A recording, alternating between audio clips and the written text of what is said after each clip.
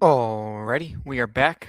I have fully finished my Eliminator ranks, ladies and gentlemen, and I am ready to take them for a spin. So, take them for a spin, we will. Yeah, this is going to be an interesting new stream. I'm going to try my best to just stay solid with my ranks, to just trust my ranks 100%. But obviously, if it's going to be bad, then I'm not going to do it. So just make sure everything's right with StreamYard. It's definitely interesting having this up, having the logo, having to do a little bit more fiddling with it. But it does look, I think, a little bit cleaner having the name up. It's a little bit easier not having to go through OBS and like manually reset a bunch of stuff every time. So I might get used to the StreamYard thing. Let's see. We have that. Is there anything else? I just want to make sure I have this right on the back end. I think I do. Have it up to make sure I can. I'm always worried that I am not like having volume. Yep, we're good. Sound's on, everything's on. Oh, and let's look at our exposures. So it fully gets that into Mr. Kick. Yeah, you're going to see that I have about 15,000 slow drafts going right now. I decided to do 101 of the little Dalmatians, obviously, 101 max. And thank you, Mom, letting me know that everything's good on the audio side. Yeah, so I decided to do 101 of the little Dalmatians. So I did one fast draft, and the other 100 are slows. And this is the first time I've done 100 concurrent slows, so that's a little bit new for me. But yeah, so nothing crazy. Right now we have one of my favorite spots here in the Eliminator, the 2-hole. Getting one of those really elite running backs. My preference is Bijan. We're going to have a lot of Bijan, I fear, in this contest, just because right now I have had him ranked at 1. I forget whether or not I kept him at 1. I did keep him at 1. I think that's correct. Gibbs is so incredibly good, but man, that early buy with the number 1 overall selection can really, really hurt you. Oh yeah, we got little Dalmatians here. It's gonna be tough to find my Eliminator guy. Wow, this is. There we go. Yeesh. All right. Let's see if we have anyone we know in the draft. We got Cade Cunningham in the draft. Obviously not, but it is funny to think about. And a bunch of no badgers here at the end of the draft, end of the order. So we're going to see how that works out, see if anyone does anything crazy. So far, nothing crazy has gone on, but that can always change. I will say one thing that I wish. Oh, okay. So you get the. I didn't see this actually earlier. You get to see your live viewers up in the top right-hand corner of StreamYard, so you can figure out what's going on, and obviously the chat is here. Yeah, I could get used to this. I could absolutely get used to this. Let's see here.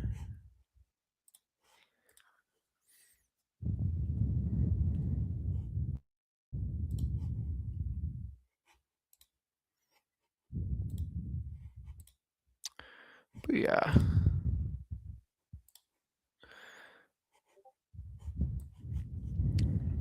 Great. So I think this is a fun little exercise. Think about, darn, I would have loved to have Drake London fall to us. I'm trying not to take a bunch of Jeremiah Love. We've got Javonte Williams as our pick here. Okay, even I am thinking that that's probably a touch high. I probably don't want to be consistently taking Javonte over Breece Hall, at least. This is why we test the rankings.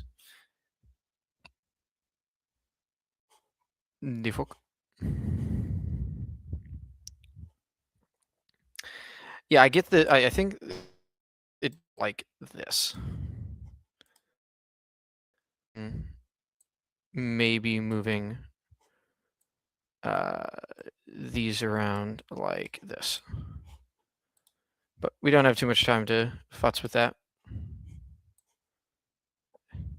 Damn. Well, I mean, I guess if my ranks are accurate, I should be totally fine with that. And I pretty much am. I think Bijan Javonte, Trey McBride is a perfectly reasonable start to a draft. I think getting these elite tight ends in the third round feels really, really good. And I think that it can really save you a roster spot when you get these great producers at the tight end spot, especially with the late buys. You got to remember about the late buys for both of the elite tight ends. I mean, you got week 13 and you got week 14. So just got to trust that these guys are going to do what we think they're going to do. And if they don't, they're going to be bad picks. But as long as they do, they'll be fine, even at these elevated costs. Yeah, so obviously a little bit frothy on Javonte there, but I think my biggest reason for moving him down a little bit is I just do believe these Jaden Blue camp reports a little bit. Like, not so much that I'm super duper scared, but enough that I'm like, okay, I don't want to like flag plant him way above ADP. Like, I don't want to be taking a ton of Javonte. I just want to be taking a normal, relaxed, calm amount of Javonte, which hopefully, as I keep updating the rankings, to be precise, we'll get to a point where he's probably ranked like 25 is my hope. Like, we'll look at him on this next draft, and that should help us out a lot. I'm hoping that I can bring some people on stream, like actually get this fully ironed out. I think I like streaming at this time, say somewhere between 9 and 9:30 Pacific, midnight to midnight 30 Eastern. Do that Wednesdays and Thursdays, and then have these be like solo streams, and then try and carve out a time or two during the day, during the rest of the week. I liked my Fridays at 4 Eastern, but that doesn't work with my life nearly as well now. Actually, that reminds me, I need to edit that in my YouTube like description of myself.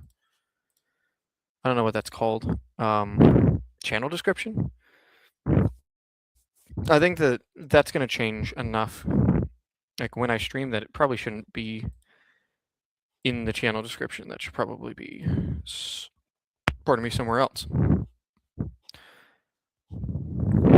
I love how frothy we are on Jalen Waddle, according to Mr. Kick. I think certainly part of that is just he's a receiver.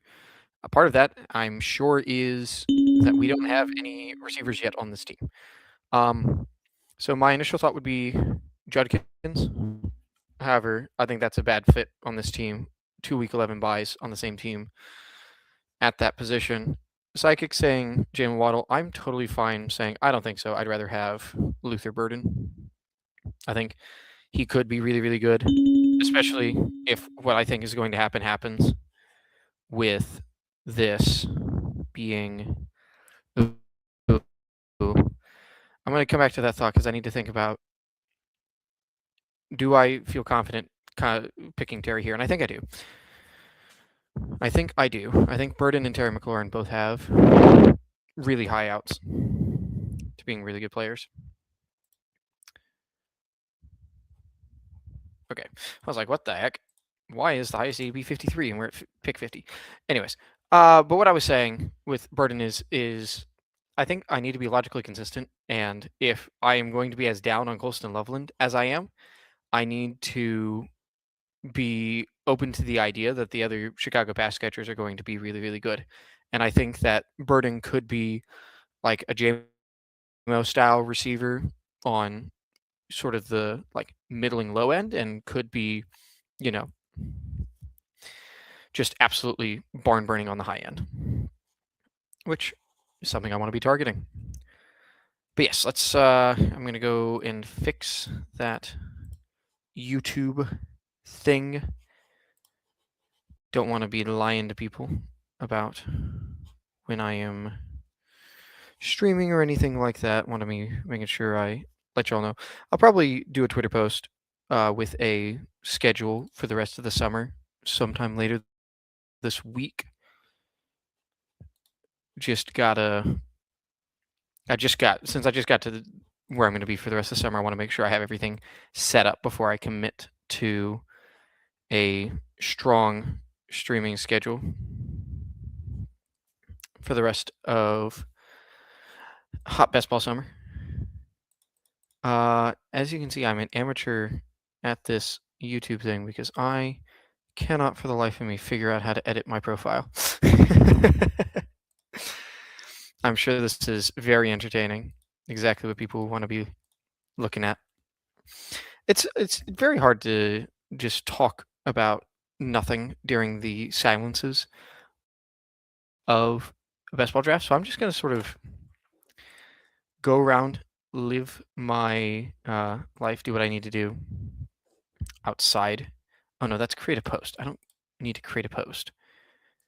I need to customize my channel. There we go. Found it. So we can delete when we're going to be live. I think we also need to make sure. So yes, I've been talking about having a new name for the channel. I think I Know I Can Tout is very like indexed on the competition, and I want to make sure that I'm not just indexing onto the competition. I want to make sure that I have other that I am. It's just as much a mental thing for me as it is a branding thing to show other people. But just being like, hey, I am not just creating content around So You Think Can Tout. I'm creating content around the Eliminator and my home leagues and all this other stuff. So I'm still trying to figure out what exactly I want that to be. We'll see. I'm really hoping here that we get Colonel Tate to fall to us. We don't. This guy has certainly got a strategy. Psychic says Jalen Warren. My ranks say Jalen Warren. I agree with that. Get a different bye week.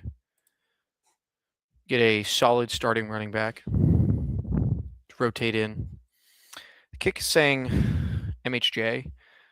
I obviously we're not taking Stevenson, even though he's my highest ranked running back. I think if we get the chance here, I'm going to pick Jalen Hurts. Gets a nice not stacked quarterback with good rushing upside. Need to make sure that we're strong on this week 10 receiver thing. It's the only thing I'm a little bit worried about. Yeah, I mean, look at this guy. Look at this guy. Drafting Malik Neighbors. I mean, he's got Ramondre at least. Ramondre's not terrible. But, stacked Burrow and Chase with week 6 bye problems. Rookie Malik Neighbors. He's certainly staking his claim for how the season's going to go. I don't think it's a great strategy, but I don't have to think it's a great strategy. That's the beauty of this. We don't all have to be working and thinking the same things are going to be good. But yes, we got that fixed. I'm hoping. I've been drafting up a couple of new channel names and stuff.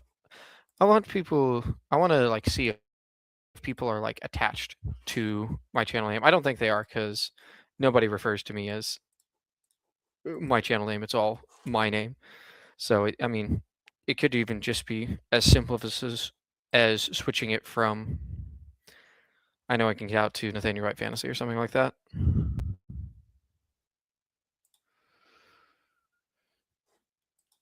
So I think that would just be a lot easier for people to know what's going on. I'd certainly make it easier for me to know what's going on. See if there's any other like crazy drafters in this room. We get the 4 running back start, but that's like a pretty reasonable 4 running back start. We have, yeah, no one else is going off the wall. Pretty standard drafts. Very ADP driven is what it looks like. I love how Dobbins and Harvey go like right next to each other. I think I can see the argument for Harvey in, BBM style formats, but here in Mr. Eliminator, I don't know. I feel like J.K. Dobbins is just going to have the lead role, and at the same price, really hard for me to not want to lean on the guy who I'm pretty sure is going to have the stronger week 1 role. And everything else. Okay, so it's not what I asked you to do, Mr. YouTube. Yeah.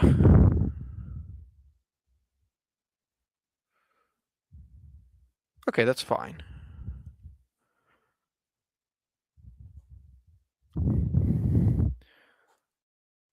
All right, so we're about to be back up on the clock. It says it's a big quarterback pocket by my ranks. And I'm not super in on taking a quarterback here. Kind of want a receiver. My ranks say Jordan Addison is the top receiver on the kick. The kick says Blake Corum. My ranks say absolutely the fuck not. My ranks say let's grab some Jordan Addison, and I think I can stand by that. This team needs wide receiver firepower. Like, we don't need to be grabbing another quarterback yet, I don't think. Like, you need to be understanding these ranks in the scheme of correct position allocation.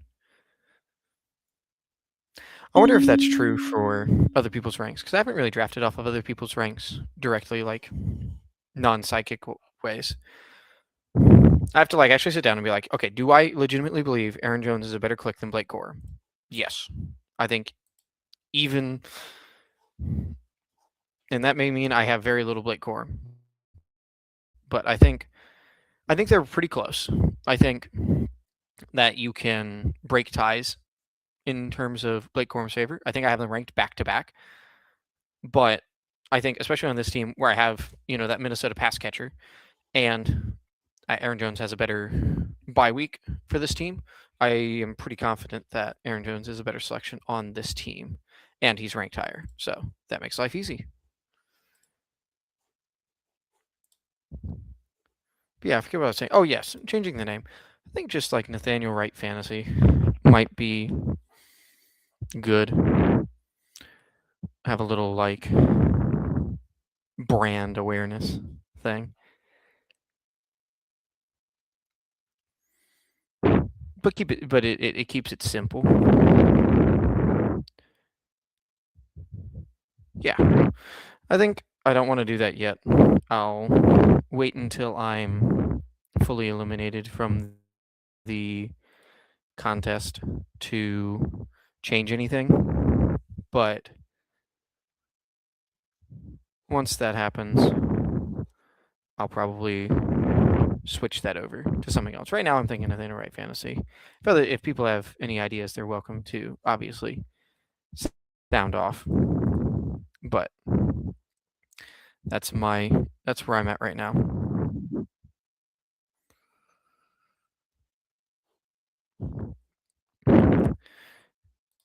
Yeah, I know people. It's just, I want to see what the crazy guy did. So we went Ramondre Stevenson has Kenneth Gainwell now, and he went Jackson Dart. So he's probably good at quarterback. I'm hoping. I'm hoping he feels good at quarterback. I would feel good at quarterback. So really hope that he does.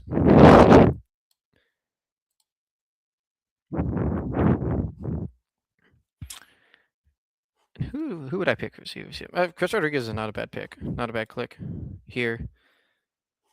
Is he just auto drafting? Oh no, he grabs Chris Rodriguez. By my ranks, it's Mayfield. Mayfield is not a consideration because of Hurts. Then it's Romeo Doubs, Matthew Golden, Khalil Shakir. Let's grab Romeo Doubs. I am like thinking quarterback right now. Sharko Willis could be reasonable. I'm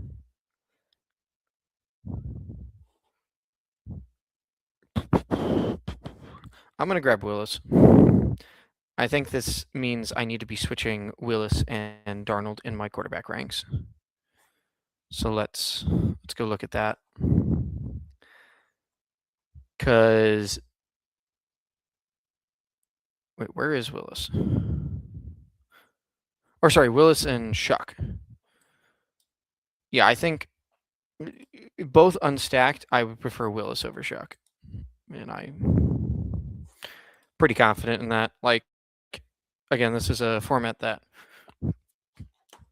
rewards rushing quarterbacks even more than usual because you're not wanting to stack your quarterback as much. So I think I'd prefer to have a third quarterback here. I don't think it's super necessary, but I prefer it.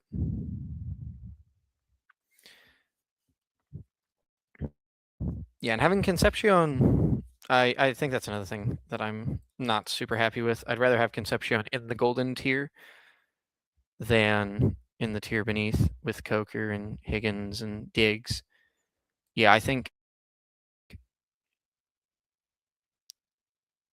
this tier should be Concepcion, Golden Shakir, or Golden Shakir Concepcion, and then go from there. I think that's probably best.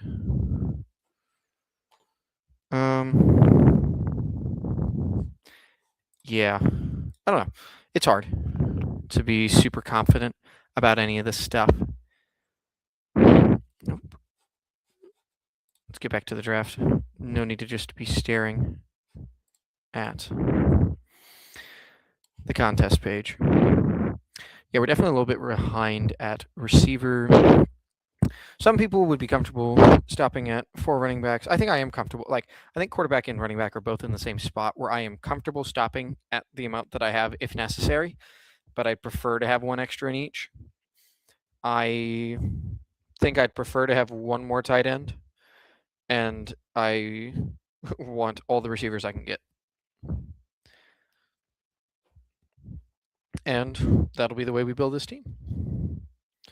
I think we'll do at least one more draft after this, maybe 2.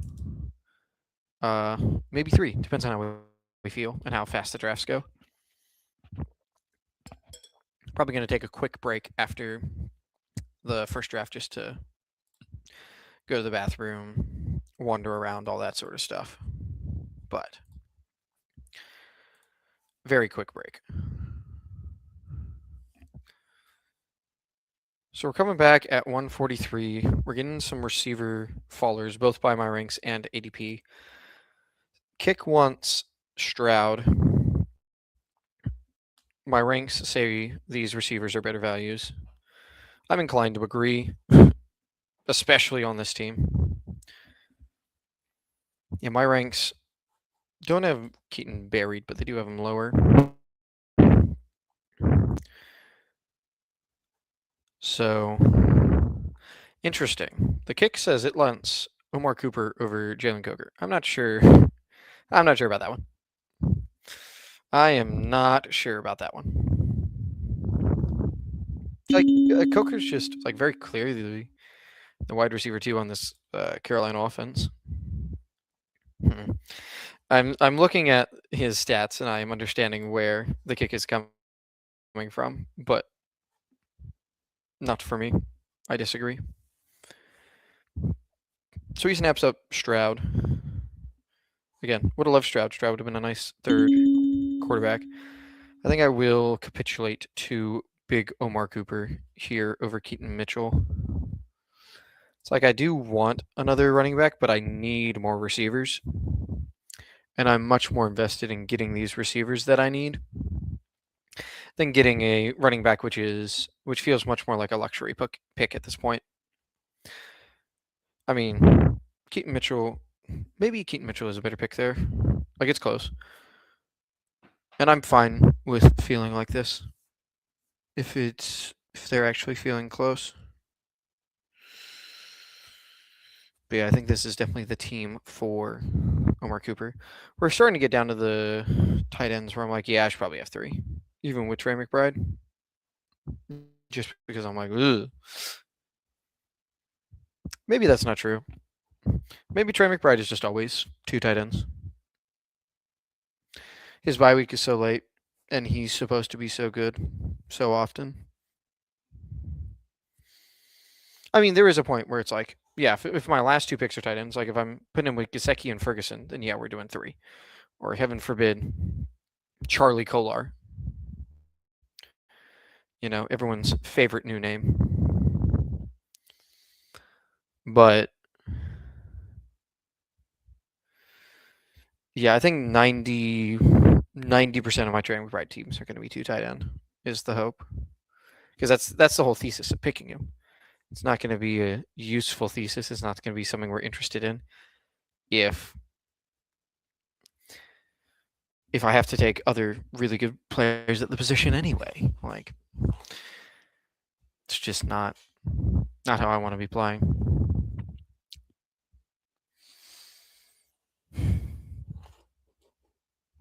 Ugh. So the kick is saying we need a tight end, but if we get the amazing receivers of Denzel Boston or Deebo Samuel, then ooh, maybe we take one of those guys. Yeah, I don't know about that. Okay, this guy is at least understands what he did. Ramondre, Gainwell, Rodriguez, Tracy, Pacheco, Keaton Mitchell is not the worst running back room I've ever seen in my life. And he's probably gonna finish up with a bunch of tight ends. So it's certainly a reasonable draft strategy. Not necessarily my favorite, but certainly reasonable. Pretty hefty quarterback. We have a new running back room that I don't like. Running back room of Woody Marks, Rashad White, and Kyron Williams. Got to be adding to that. I mean, I don't love this running back room either, but time to fix that comparatively. And then like these guys, obviously, they just have enough good stuff early that I'm like, whatever.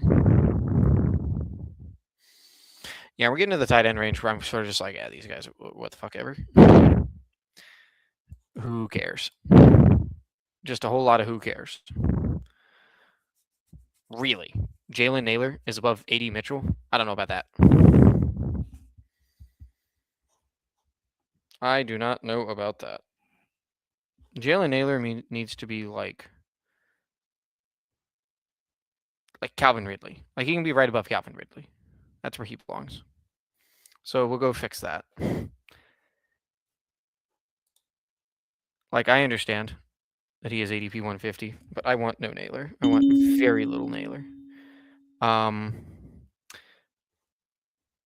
happy to go AD Mitchell. Unless I'm missing something of Omar Cooper. Yeah. I would usually be happy to go AD Mitchell, but I think Omar Cooper and AD Mitchell are like competing bets. So I'd rather not go them on the same team. Personally.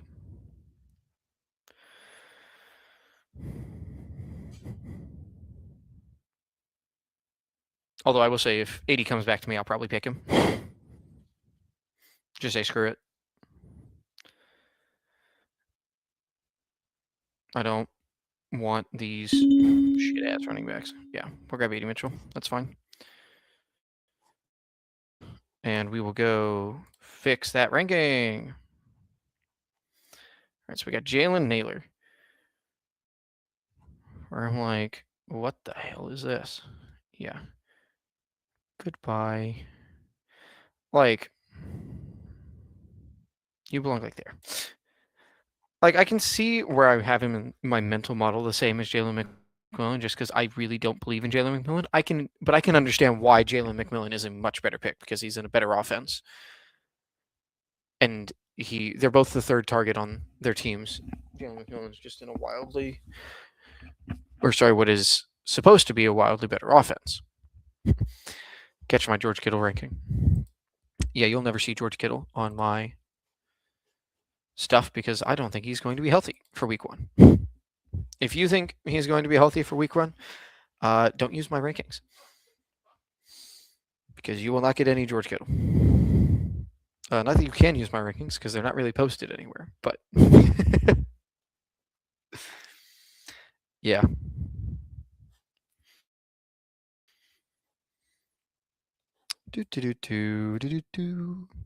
I'm thinking. I don't know why, but I'm thinking of a White Christmas just drummed into my head.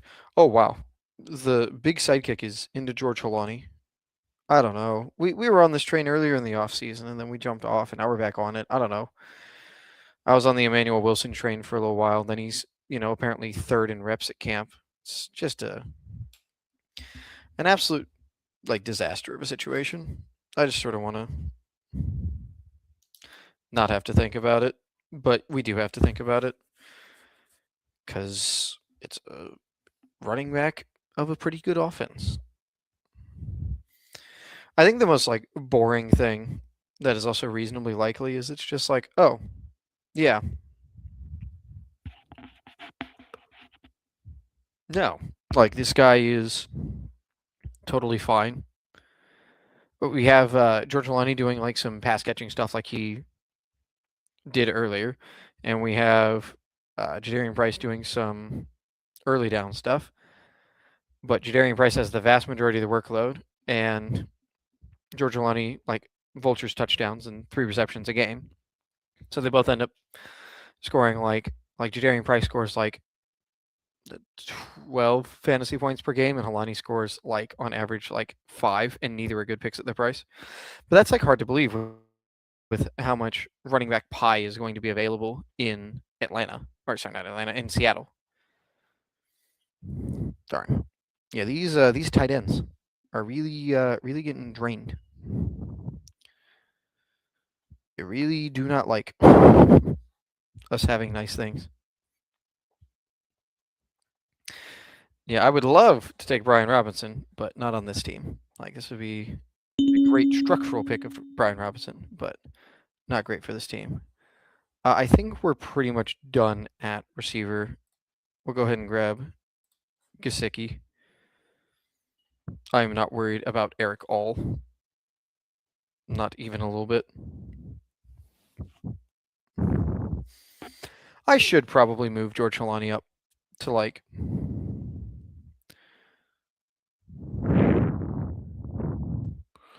yeah. No, I should move George Holani up. I should move George Holani up probably a decent amount. Like if we're legitimately thinking that he is got the opportunity to even be like kind of the lead back in Seattle, I think you got to be drafting that in this contest. So I'm going to pull his ranking up to a place where that is reflected. We have George Maloney here in his own little tier. Like definitely over these guys that have like no chance.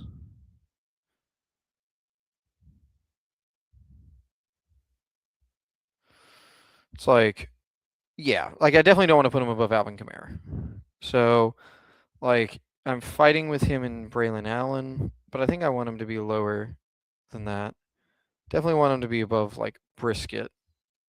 Brisket's too high is actually the answer to that question. Brisket belongs I don't know. Let's just put him here. Mainly because I'm like, okay, and this Michael Wilson thing is a bit of a joke. You know what Michael Wilson reminds me of? Jalen Naylor. So let's put them right next to each other. In hell. But yeah, I think I would want George Kalani over Braylon Allen. I think it's like pretty close. Like it depends on what team we're looking at exactly. But yeah, I think that's at least moving in the right direction, and we'll keep tinkering with it because I'm sure that's something that I'll have to grapple with multiple times at the end of drafts. So currently, our quarterbacks are Jalen Hurts and Malik Willis. Running backs: Bijan, Javonte, Jalen Warren, Aaron Jones, and George Holani. Receivers: Burden, McLaurin, Addison, Dobbs, Coker, Cooper, Samuel, and A.D. Mitchell. Tight ends are Trey McBride and Mike Gesicki. I think we'll round this out with probably a third tight end and be done with it. I'm not super in love with just the two quarterbacks, but they're both rushing threats, so their floors should be a little bit higher. So I think I'm fine with it. I mean, I don't really have the option to not be fine with it, so I'm going to be fine with it. Yeah, like, what's my option? Shitter Sanders? No, I'm good, thanks. It's gonna like it's hard because stribbling about Stribling and the wide receiver 3 on the Chiefs are both very tempting picks to make over one of 3 tight ends that might get targets on the Rams. But hey, it might be worth it to do it anyway. Just be like, screw it. We can add a little bit more juice in this receiver room and say, Trey McBride is my guy. It's just Trey McBride. In Trey McBride, we trust.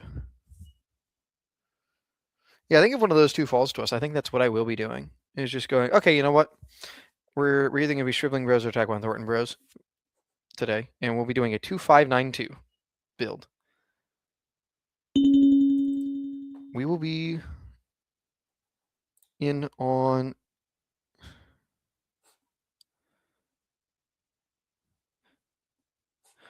I think on most teams I would prefer Stribling. On this team especially, with Omar Cooper, who I think is going to be coming on later, Luther Burden, Deebo Samuel, all more likely to come on a little bit later. I think a little bit more stable earlier production, I think, is what I want. I think I'm still comfortable having Dazon Stribling ranked higher, but I think we're going to keep. I think I want Taquan Thornton on this team. All right, so I'm going to give myself a little break. And then I'll be back in less than 5 minutes for the next draft. Yeah. Yeah, Magnova. I did consider it. I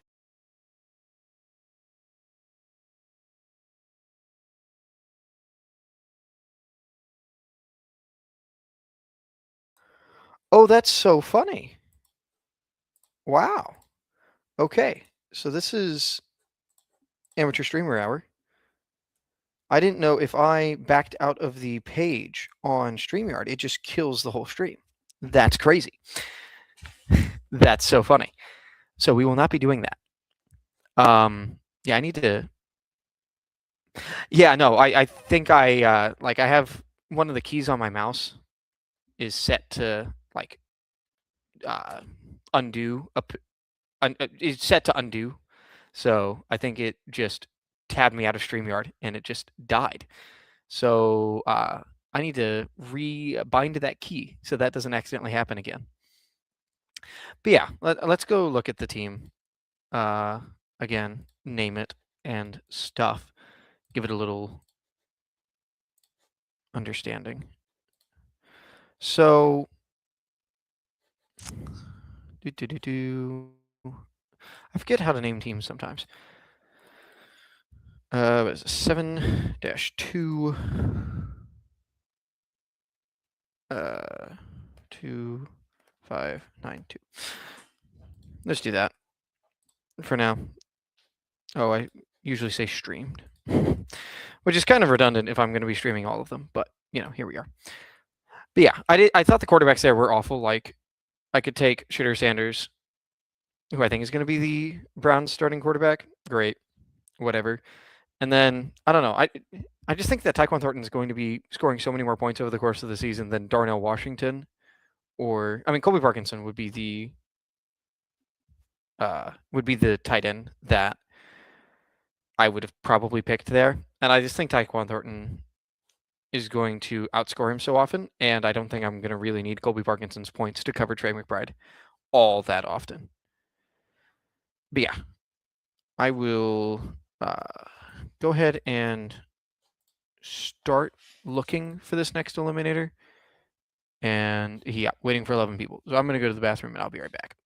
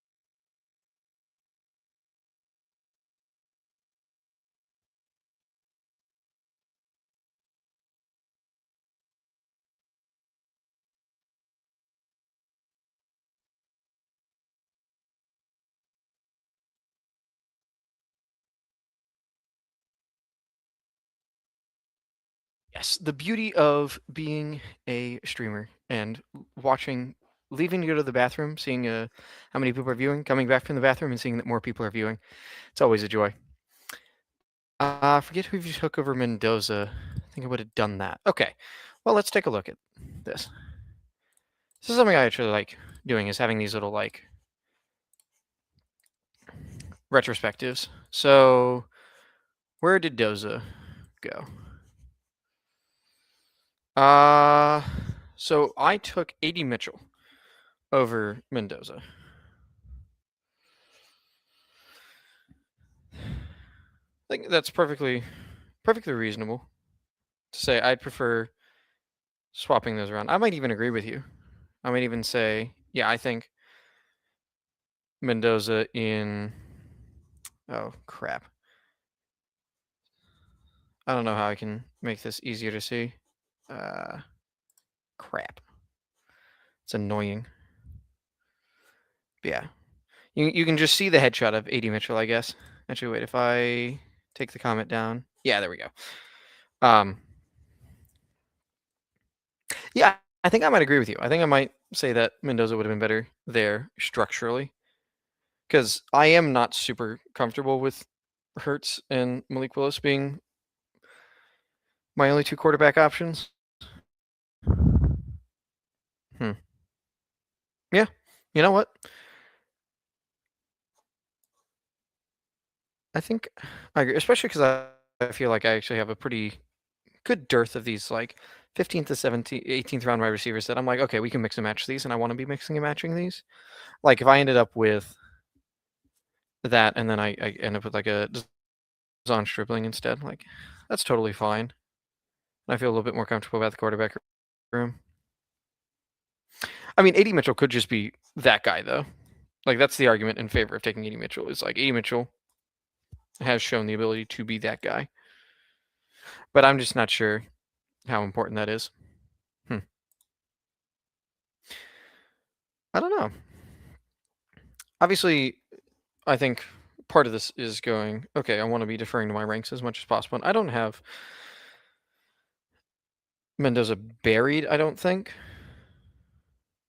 but he's certainly not super high.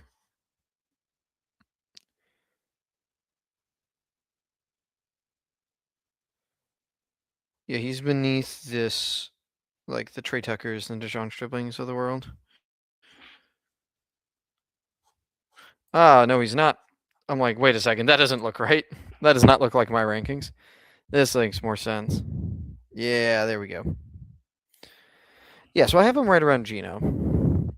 And so that's behind this like Debo Samuel, Jerry Jeudy, Ryan Flournoy tier of wide receivers. I could definitely see him going above Kamara.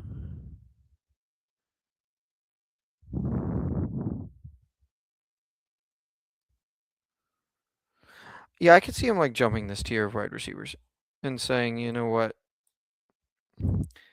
like put him like here. Also, just sort of as a like reminder to have him in the mind in the later part of drafts when you're looking at needing that third quarterback. Because I think a lot of my drafts I will be looking at needing a third quarterback later, and I want to make sure that I have these guys priced reasonably so that that is something that I actually get to be doing. Like, I think these guys are all like, maybe I'm a little bit low on Daniel Jones. Maybe Daniel Jones needs to move up. Like, just do a little like quarterback tier jumping. Like, move Sam Darnold up there, move those guys up there. Just so I have them more top of mind. Because again, I want these rankings to be a good like fallback for myself, and I want them to be a good guide for myself, but I'm obviously not just drafting this off of rankings alone. All right, we're at 9 for the Eliminator, so hopefully that should be filling up here soon. I need to actually start. Yeah, I think I need to actually just make an X post about this because I do want to commit to at least Wednesdays at midnight Eastern being a recurring stream time. I'm thinking Thursday, but you know, windows into my personal life. I'm also considering taking an improv class Thursday nights, so that may end up having to be Tuesday instead. But yeah, let me write that down because I'm not going to remember to. Lord knows I'm not going to remember to post on X unless I write it down. But we are in the draft again. We love to see it. Looks like we are in the 11 slot, which I don't know. I much prefer being a top 10 slot here. You know, I think I've been on the record very clearly that I prefer higher slots. So we'll see what we can make of this. But I have full faith that it'll be good. I just kind of like the fact that we got a bunch of badges in here. You know, I think badges can really mess up this format. So we'll see what happens.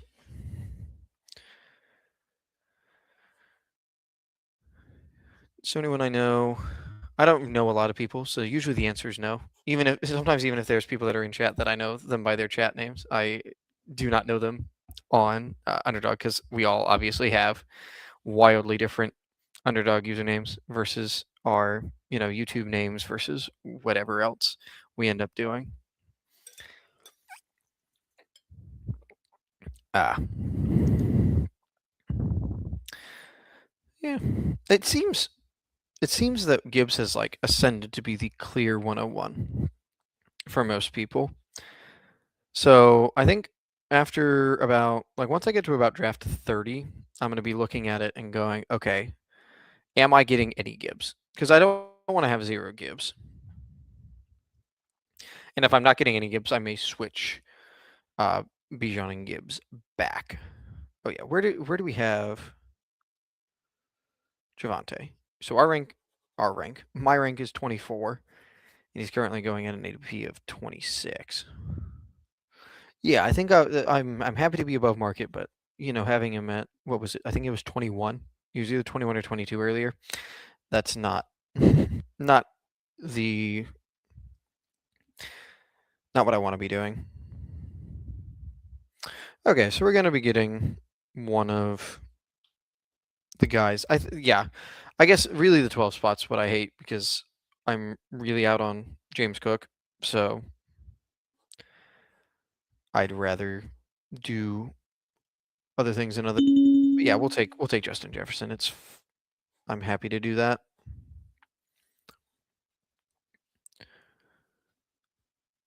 Happy to start with a nice, beautiful wide receiver like Justin Jefferson. It goes Barkley, Henry. By my ranks, it's Hampton.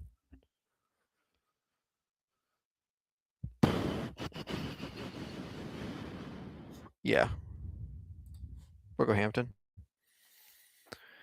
Let this guy get his Gene T. Cook.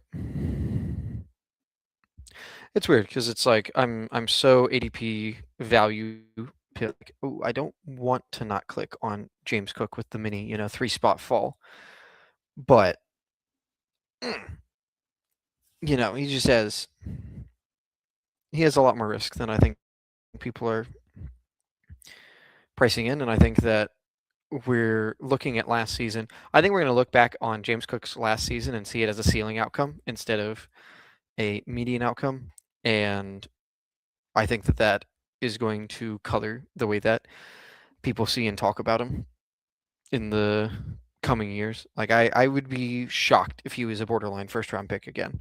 That would be very bad for my wallet if he was a borderline first round pick again. Let me tell you. But yeah, that's probably the biggest crazy thing. This George Pickens pull up is a bit strange, but it's probably the strangest thing that happened at the top of this draft was James Cook falling down to 15. Everything else is reasonably normal. Like I don't agree with pulling Jonathan Taylor up, but I understand it. He's another guy that I'm just like, oh, this is just so clearly a running back that had a ceiling outcome last year that we're assuming had a above average outcome, and therefore are not going to price him correctly. Like we did it 2 years ago with Saquon, like in the 5 slot, where it's just like, oh yeah, I guess he did really good last year, so I guess we have to draft him here, I guess. And we're just forgetting that the Colts drastically overperformed as a team and fell off pretty solidly near the end of the year. Had a lot of people leave in free agency, and Jonathan Taylor just may not be that guy again. Like he, for reasons totally outside his control, may just have a down year for touchdowns, like or whatever. And he should be going around all the other people that are in the same boat. But whatever, it's fine. I'm just gonna have very little Jonathan Taylor, and I like Jonathan Taylor. I think he's a I like his style of how he runs, and I think that he's someone who I want to be in on. But I can't bring myself to actually do it. Yeah. All right. So we got the guy that's taking Josh Allen here in the middle of the third. He's someone who I am like very happy to have 0% of, especially in this format. Like it's a little bit scarier having 0% in BBM when you're just like, oh, you know what? Sometimes Josh Allen just has a 50-point nuke week and I just die. But in this format, you're like, oh, he had a 50-point nuke week. Okay, so the 2 teams that I had that are facing that both got out, but everyone else is totally fine. And then I move on and deal with other things later in the season. So, yeah. All right. Well, I love Zay Flowers. If you're going to give me Zay Flowers, I'm going to pick Zay Flowers. I think he's another guy who's, not done well on touchdowns. He's gotten hurt on touchdowns, where a lot of these other people have gotten helped on touchdowns.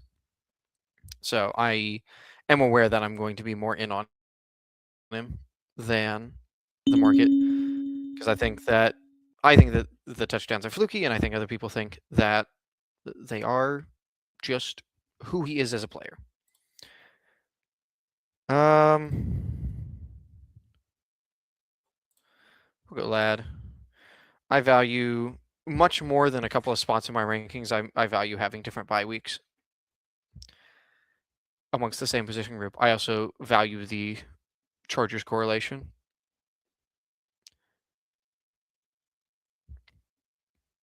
So, and that'll always be the case. Like those people will like shift up and down based on the structure of the team. So I'm pretty happy with where I have him ranked, even though I am taking him ahead of other people I had ranked higher. We have the Malik Neighbors sucker.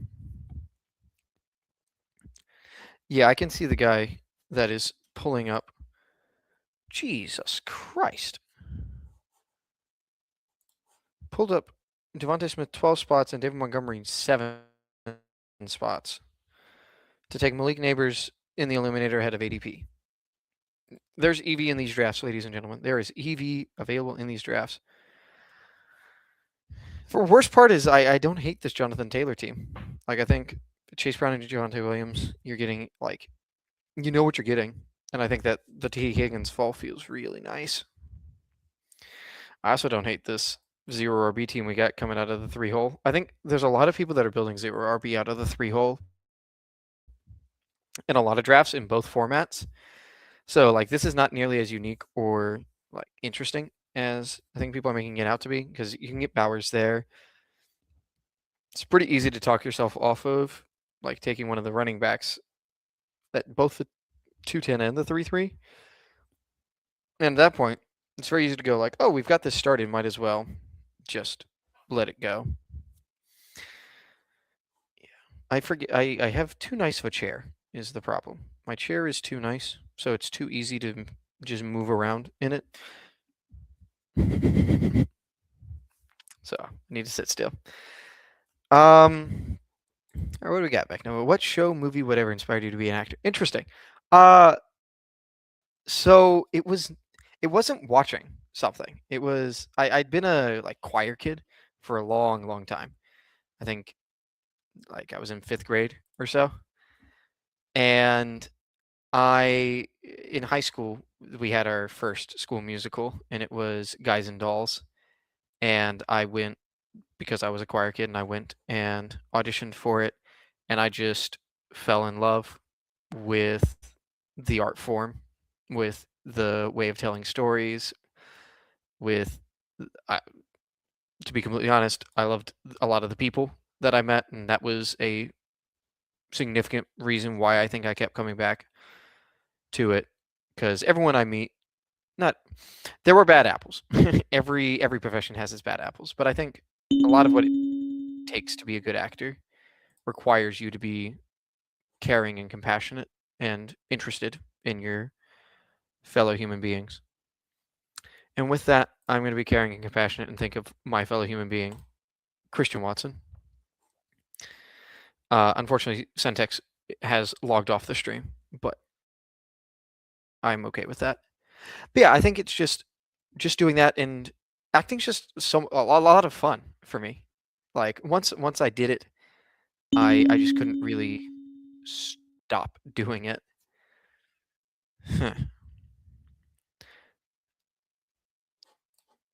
Yeah, we'll take Carnal Tate. I'm a little bit worried about this structurally, but I don't want. Oh, I should have taken Odunze. That was my mistake. Yeah, I would have liked Odunze better too.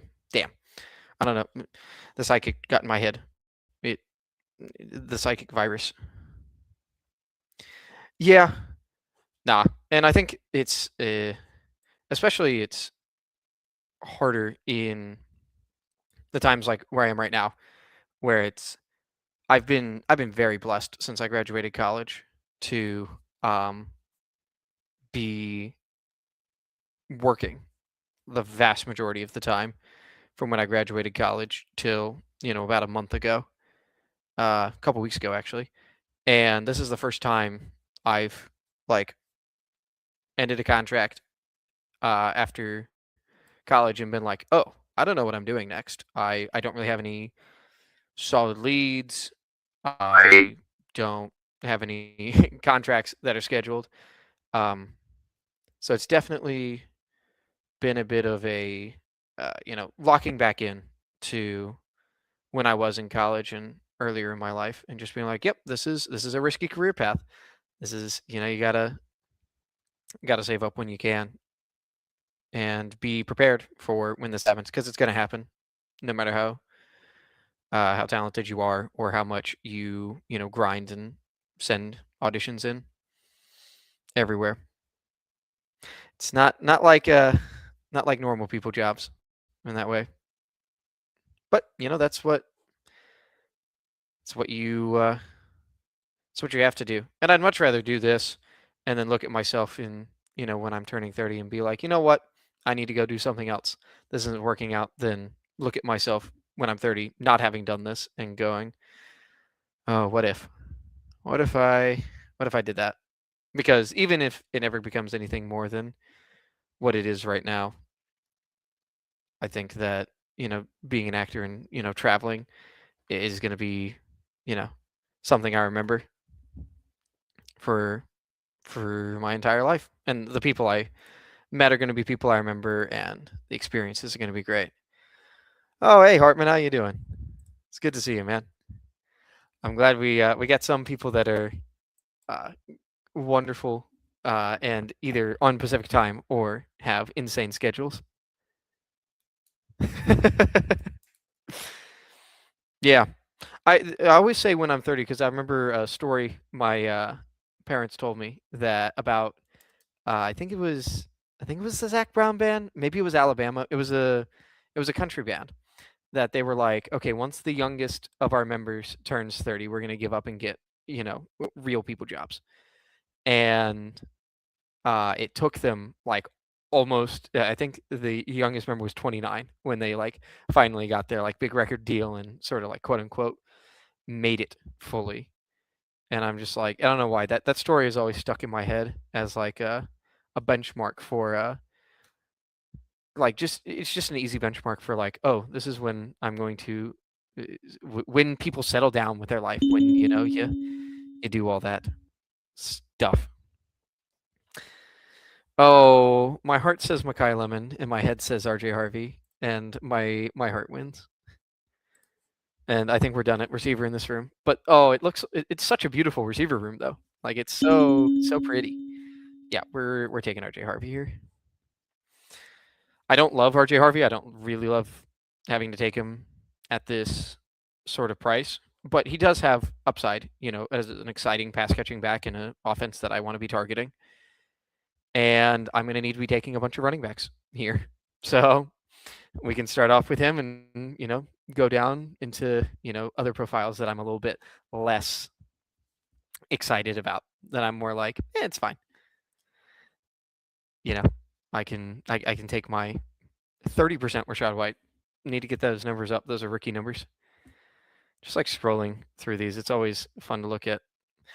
Actually, I don't know who is my highest exposure player.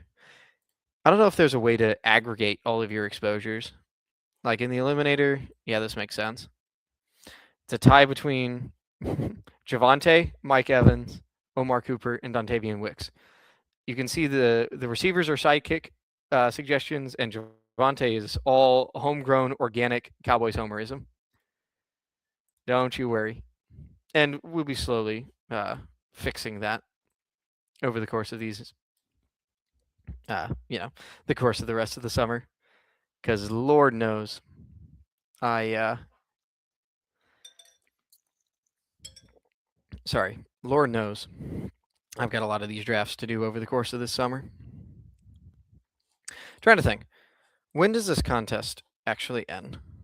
If we go like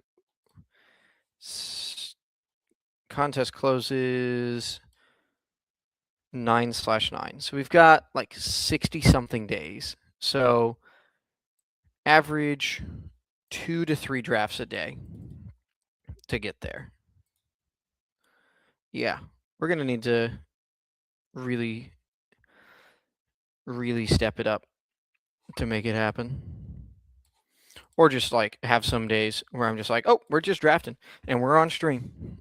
And even though I am out of breath and tired and don't want to talk anymore, we will be continuing to talk. I wonder how long solo streamed. Like how long is too long solo streaming that your voice just starts going off? Yeah, it's probably even less time is the issue. You're probably right, Hartman. So need to start planning for that now. I've been trying to not stream in the middle of the day because I don't know when other things are, and I don't want to be, stepping on toes or this, that, or the other thing. But I'm probably going to need to do just more, like have some scheduled stream times, like this, Wednesday midnight slot. Ah! No, no! Oh, I wanted him so bad. Oh, that's so sad. Yeah, we'll take the falling value on Jackson Dart though.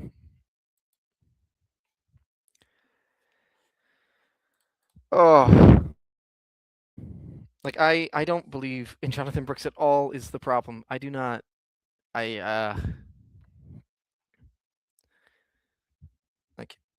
not even a little bit. This guy hasn't done anything in the NFL. He's done nothing.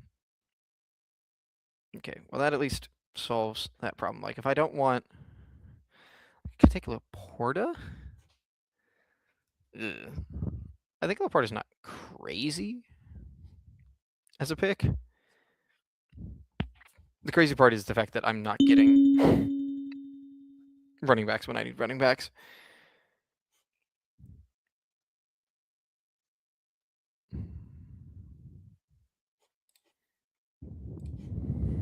No. Just stay the course. This may end up being like having more running backs than receivers type of room.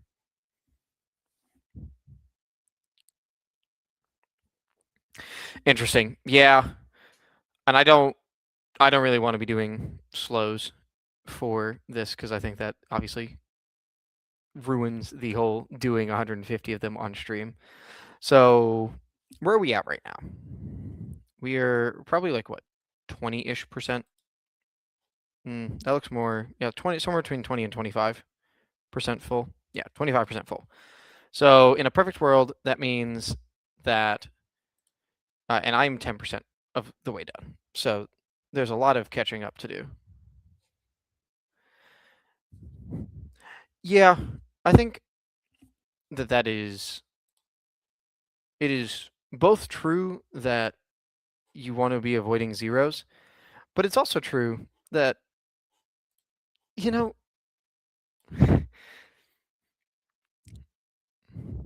if you want to win, I think it is perfectly fine to be doing them early because it's not as big as Best Ball Mania, but it's as big as any of these other tournaments. So, getting those awesome swings are just as important. But I don't know. Zeros are really bad. Zeros are in fact really, really bad. Hey, how's it going? Nice and blunt. Yeah, I am also interested to see how this RB room shakes out. I am worried is what I am. But we go on. There will be running backs in this room. I will click green players eventually. And it'll be something. I'm really, really sad that Aaron Jones did not fall to me at the last turn. That was really going to be a linchpin of my hopes at the running back position. Alas, that did not happen. And the other thing, I'm now actually getting a little bit worried about my quarterbacks. Just a little bit worried, because this is definitely going to be a 3-quarterback build. And Sam Darnold, Cam Ward, CJ Stroud. Not those are names that I'm not necessarily super out on, but I am aware are the end of the good quarterbacks. So we've got to take quarterbacks. We got to take running backs. So Tyron Tracy goes. The next running backs are like way buried in my ranks. Like my next running back is Keaton Mitchell, who I can't take on this team because of Hampton. Like I'm not handcuffing Keaton Mitchell and Marion Hampton.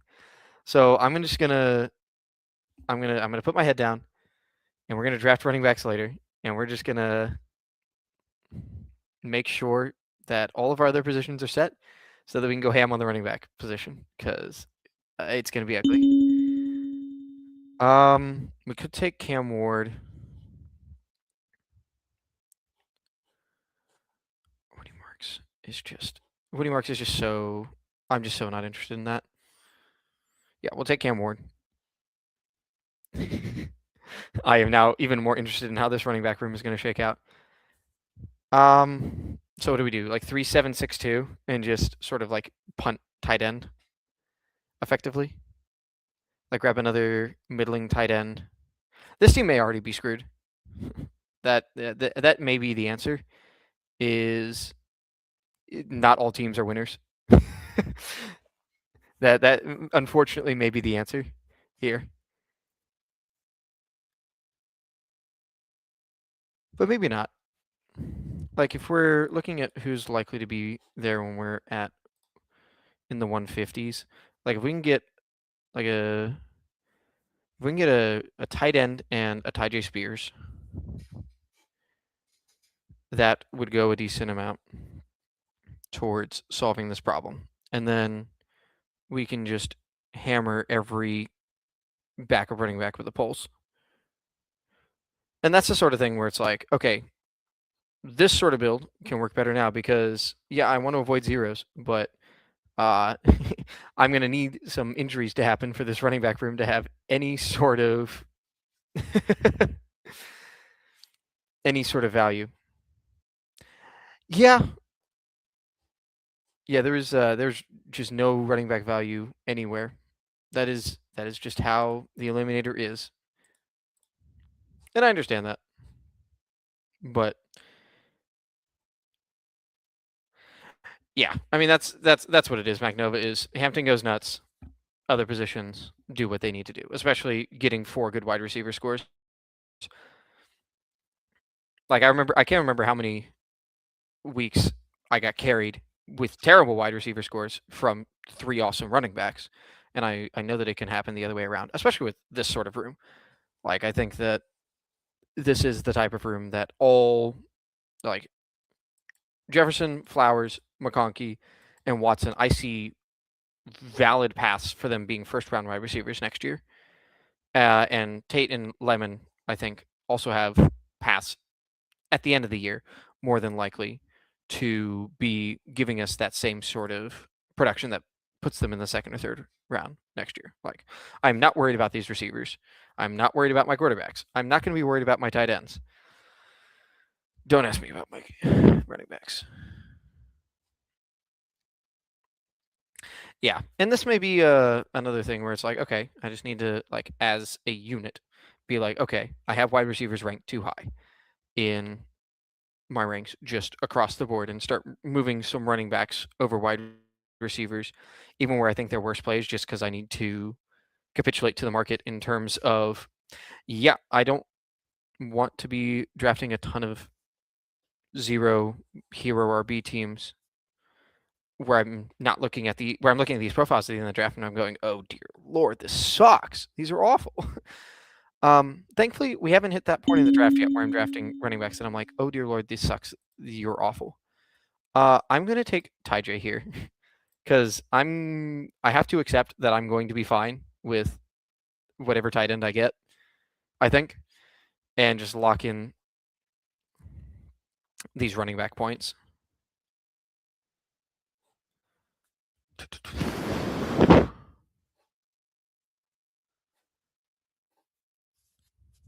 Because, yeah, I think something that's similar about RJ Harvey and Ty J Spears is that they will be getting some points, even at the beginning of the season.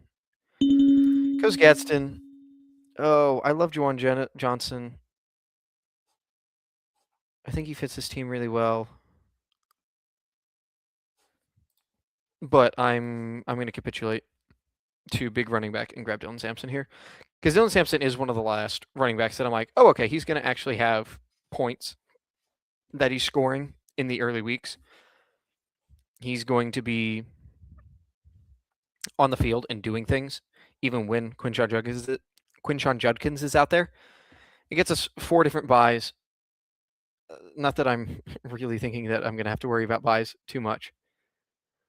And end of the day, if I'm getting 6 running backs where it's like, okay, this is going to be uncomfortable, but it's fine, then I'm fine going the 3 tight ends and having this be a 3-6-6-3 build. That will be okay. And would just be like, okay, I need this wide receiver room to average me 80 points a week, which is maybe not 80.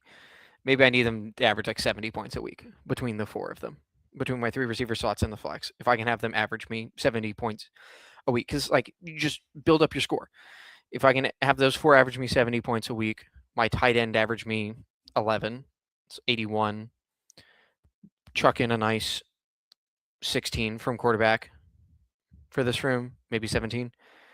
That's what, 98. And then if my running backs can give me on average 25 points, I mean, you're looking at a very respectable, like 120 to 130 score on average a week, which is going to be enough to, on average, get you through your pods. I think, if I remember correctly, the average score that was getting through pods last year was somewhere around, especially for early pods, was somewhere around like 118. This isn't. I remember looking at this and like trying to figure it out with BBMDB and stuff. I remember it being in the like high 1 teens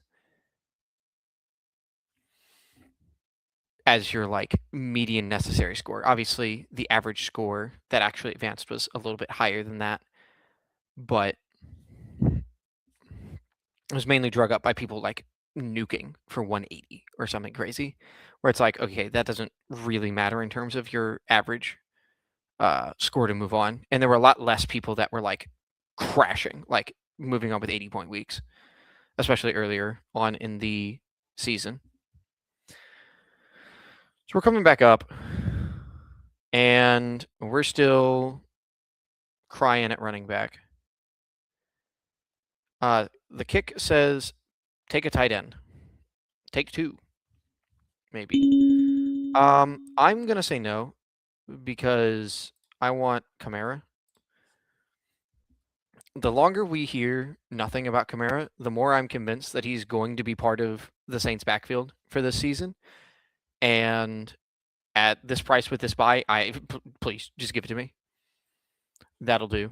Just some sort of role and pass catching chops and just points. Some points, please. I'm begging. Too many wicks. Okay, my ranks say Sean Tucker. I think I need a quarterback. Oh, what a joke.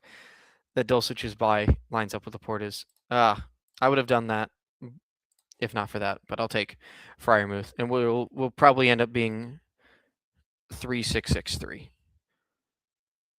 And honestly, I'm not gonna lie, if I end up getting George Holani and Eli Stowers as my last 2 picks, I think we will have landed the plane. Like maybe not Eli Stowers, maybe Parkinson or Kolar or some other tight end. If we sneak George Holani back to us at 203, I think we might have landed the plane in the best possible way we could, given the start.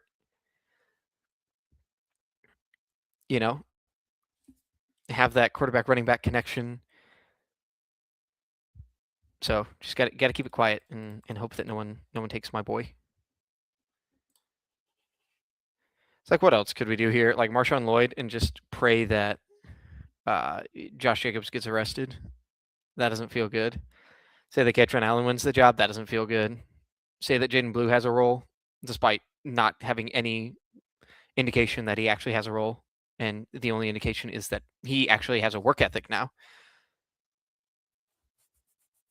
Yeah, I agree. There's no way I can leave this tight end room at 2. Like, I was tossing back and forth on having the last tight end room be at 2, and that was with Trey McBride. So I think Sam Laporta has a lot of opportunity to grow and could really be a good player. I don't think that he can carry a tight end room on his own just with Frat Firemuth. You know, I've been hearing Eric All. I've been hearing Eric All from a lot of people. I need to actually I need to look more into Eric All because I've been a big Gesicki guy because Gesicki has proven that in the past when T Higgins is out or when Jamar Chase is out, he can come in and have big weeks. But the more I hear about Eric All, the more I'm like, okay, do I actually have to like learn this guy's name? It's like Oscar Delp. It's like, do I actually have to learn this guy's name? If so, I will. I'll go and I'll take a look at him and I'll figure it out. But if I don't have to learn his name, I don't want to. There's so many people. I don't want to learn more people's names. It's not great. I think, yeah. I think 7 running backs would be great. I'm not sure where I would pull it from. And I think if I am having to do 2 more dart throws at running back, like a mantra of Eliminator has always been tight end points or whatever. Like there's not numerically, there's not a big difference between, your tight end averaging you 6 points a week and averaging you 8 points a week because you added an extra guy who gave you a 10-point week 2 weeks. Like that's not going to do a whole lot to your team. And having one more bite at the running back apple makes sense. Like I can understand that. Yeah. No, I think that I'm going to definitely take Kalani here. Cuz oh man. Like tell me that this running back room looks so gross. Like I understand that this running back room is disgusting. But you can see how it works though, right? Like you can see it has a chance.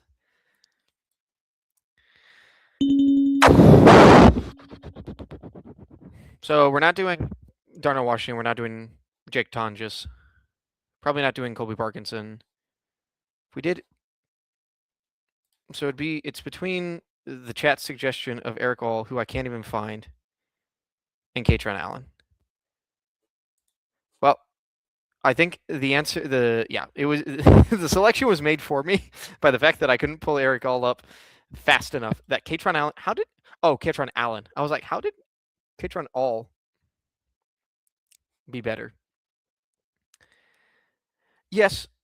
So McNova, I agree that I think a round 18 tight end is more likely than a round 18 running back to hit the lineup. I agree with this. My argument is that I think when this round 18 running back hits my lineup, it's going to be for more points. It's going to be more impactful to the team. Like I unequivocally agree that the tight end is going to be used more weeks.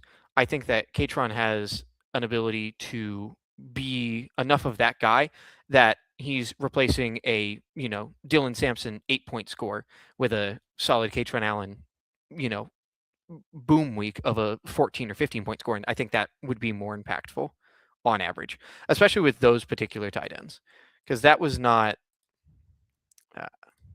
draft's not completed yet. Annoying. Please complete so I can do my autopsy. Ugh, whatever. We'll be back there in a second.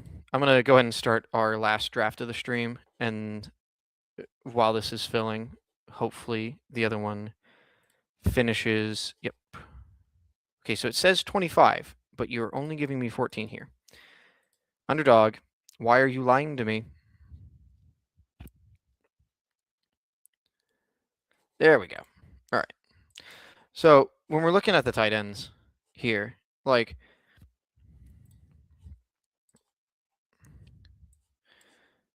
Darnell Washington, I'm not taking on the same team that I took Pat Fryermuth. I don't think that that's particularly good. Colby Parkinson could be that guy in LA, catches a couple touchdowns. I could see that happening.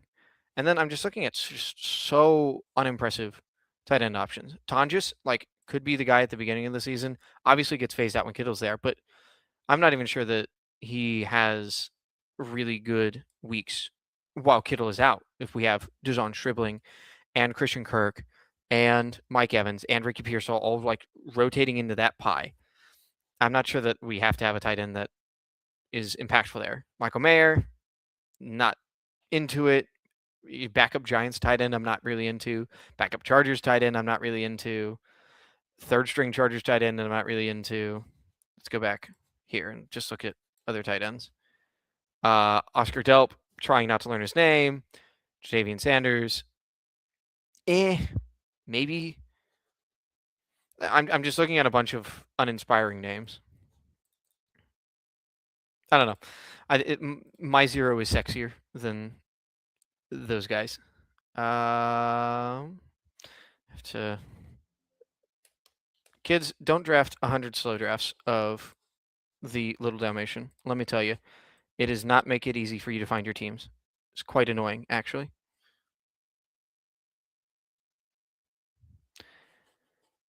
Katron, James Conner getting traded.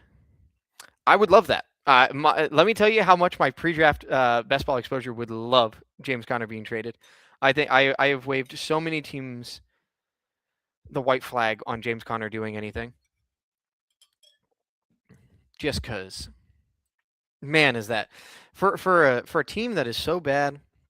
Why does that backfield have to be so incredibly jam packed, full of dudes? Like not even great dudes, just like guys. I mean, Jeremiah Love is supposed to be really good, and I think he will be really good. But behind him, dudes, just dudes all the way down. All right, so we got McCaffrey here. So unless this guy takes Amon-Ra, I'm pretty sure that is where my head is going to be. He takes Amon-Ra. So we're going to take Ashton Genty. My preference of the 13 by running backs. Yeah, I think I get that they would want draft capital. I'm just my question is who's trading for him. Most if we have an injury, sure, but I feel like most teams in the league have their starter. Like unless we're thinking that like what Seattle trades for him, that would be strange, but not out of the realm of possibility. He could be like a decent backup somewhere. I'm just running through. I don't think any of the AFC West teams make sense. AFC North, I don't think makes a whole lot of sense. AFC East definitely doesn't make sense. Okay, Bengals, Giants, Cowboys, camp injury. Sure. Okay, so camp injury I think is most likely what would happen.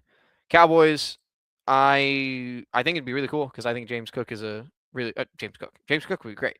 James Conner, I think he's a good player, but I think that they believe that Javonte have the juice. Lions is a good shout. I like Lions. Yeah, Pacheco being early, being kind of bad is entirely true and possible to continue. I also like the Bengals shout because I've been thinking for weeks, like who is the Bengals RB2?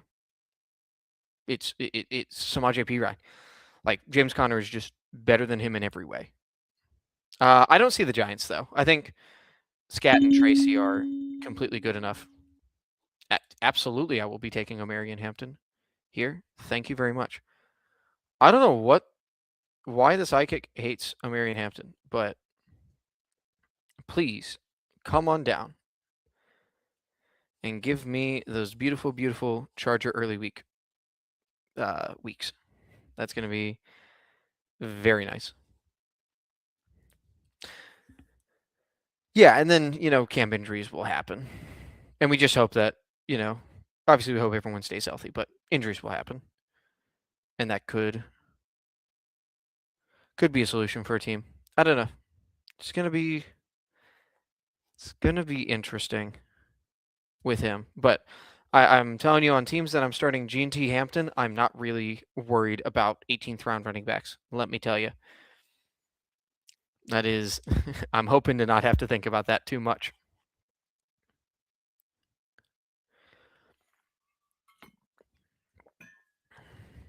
I don't. Maybe you guys can explain this to me.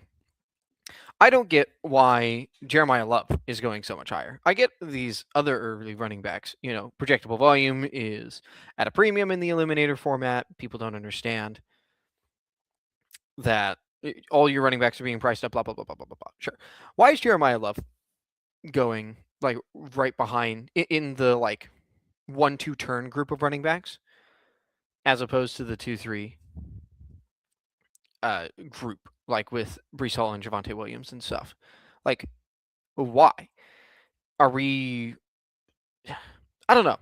I guess I just think Tyler Allgeier's a lot better than other people do, because I do not see Love having a amazing workload early in the season. I think he's going to get there because he's a generational prospect, but it even took Bijan a little bit to edge out Tyler Algier fully. Like, I don't know, and he didn't even edge him out fully. Like, Tyler Algier was still being really annoying and giving touchdowns and just being a thorn in Bijan's side, even when Bijan was having a generational season. Like, Tyler Algier is a good player, guys. Come on. I don't know. Whatever. It's fine. But, Jeremiah Love is, a generational prospect, and I get you don't want to have 0% of a generational prospect. Fine. I'll accept it, especially when you're not paying, Ashton GT from last year prices. Like, that is entirely, I can see that argument to it. I think it is very funny that, and I've talked about this before, and I'm going to talk about it again, that we have the week 17 correlation when I'm using the Psychic for the Eliminator. I think that is just so incredibly funny. I need to rethink this Rice versus Zay Flowers ranking, because I think my heart is telling me that Zay Flowers is who I prefer in a vacuum.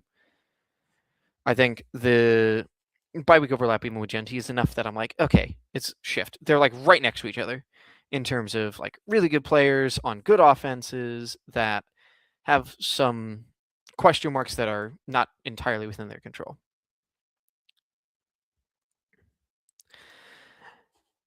Yes. I think this is the problem, is getting credit for being a locked-in starter and a good player. Those are both not 100%. I am also not a fan on his price. And like, do people think the Cardinals are going to be good? Because we're pricing all the fantasy assets like we think the Cardinals are going to be a good to great team.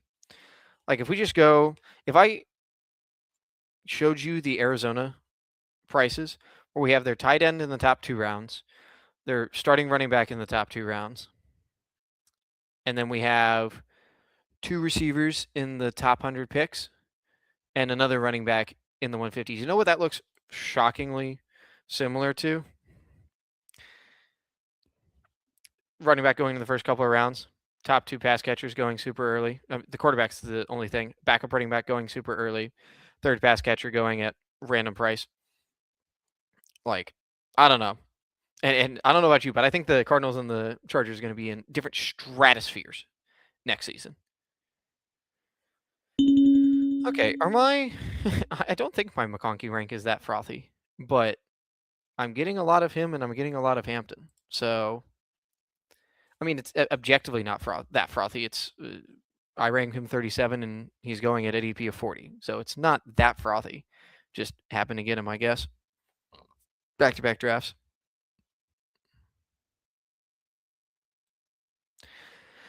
Yeah. I don't know. I think I will actually change in my rankings. Sorry, completely different tangent. Going back to the Rice versus Zay Flowers thing, I think I will. I need to stop forgetting that. I think I will switch them. Zay Flowers versus Devonta Smith. I think in my heart of hearts, I want Zay Flowers over Devonta Smith, but I want some Devonta Smith, and the price is different enough. So I think we'll keep that the way it is. Let's get back into the draft. See if anyone's doing anything crazy. I don't think so. I think this guy here is not drafting an Eliminator team. I think he's drafting a BBM team, which is always fun. Neighbors and Love on the same team. I have some questions. I'm just gonna, I'm gonna shit on whoever takes Neighbors generally, unless you're getting him in like the late 5th. I just think that price is unforgivable. Like, where does Neighbors go if he's starting week 1? Is my question. Not starting week 1 with no problems, but just we know he's starting week 1. Everything else is still a question mark, but we know he's starting week 1. Right now, yeah, I'm happy to keep going to the fountain on Devontae Adams.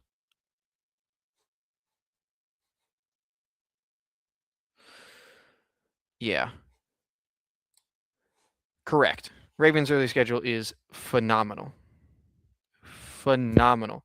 And if we do have this like amazing OC there, and we can have these players there, like, let's look at the Baltimore prices. The question is, who else is going to be there? Like, it's going to be Henry, Flowers, Lamar, and Andrews. If this offense is really that good, it's going to be able to support more people than that. It's just who's that going to be? And that's going to be something you got to be tuned into camp news to figure out, I fear.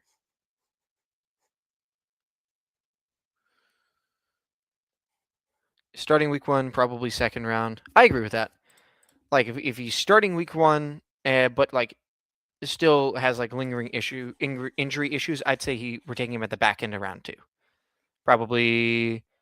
I'd probably take him after Collins, before Devonta Smith. So you have to believe that he's going to miss so few games that it's the difference between, a Nico Collins and Tet McMillan, which is, I mean, it's a lot of games to have to.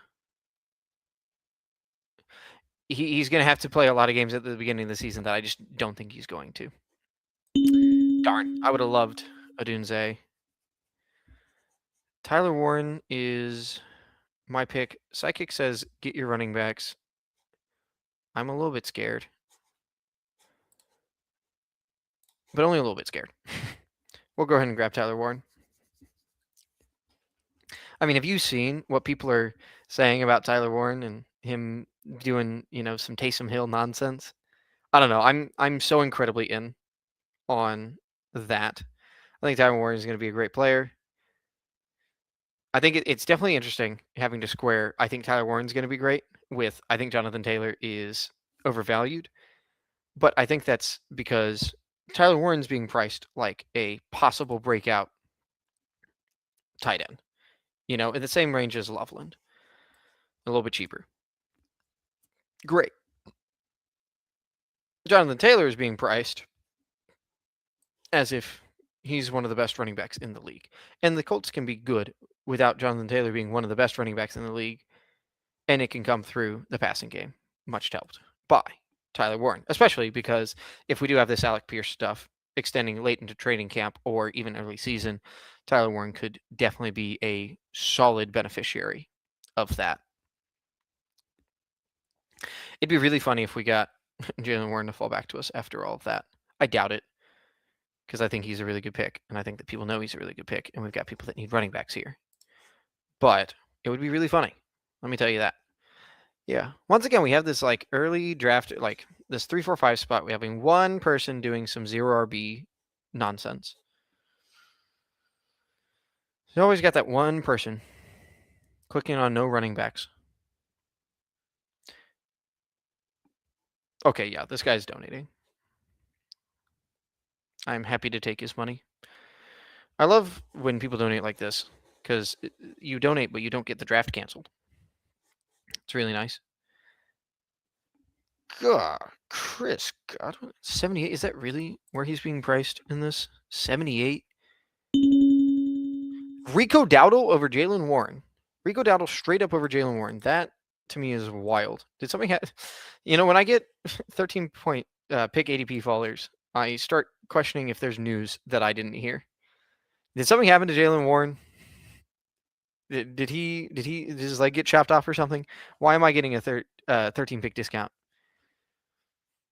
on this player, who I very possibly could have considered taking over Tyler Warren? Man, this was great.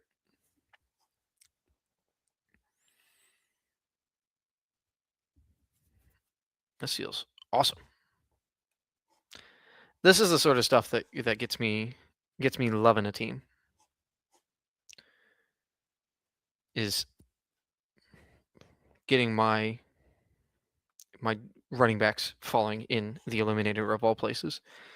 Like who was getting picked over? Like the fact that Rico Dowdle got picked over him is wild. I think they both have the things that they're good at, but Warren's established there and is just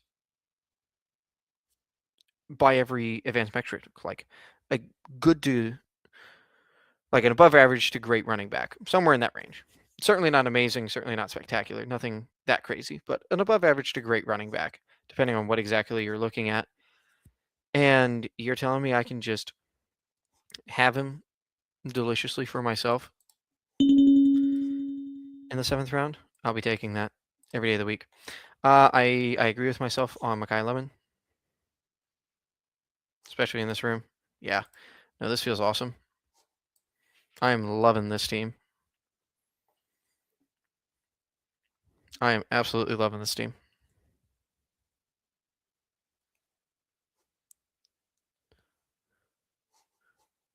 Oh yeah, that is the joy. I mean, it is a Wednesday night, so I would love to do some Friday night drafts, but unfortunately, most of the time I'm doing something on Friday night.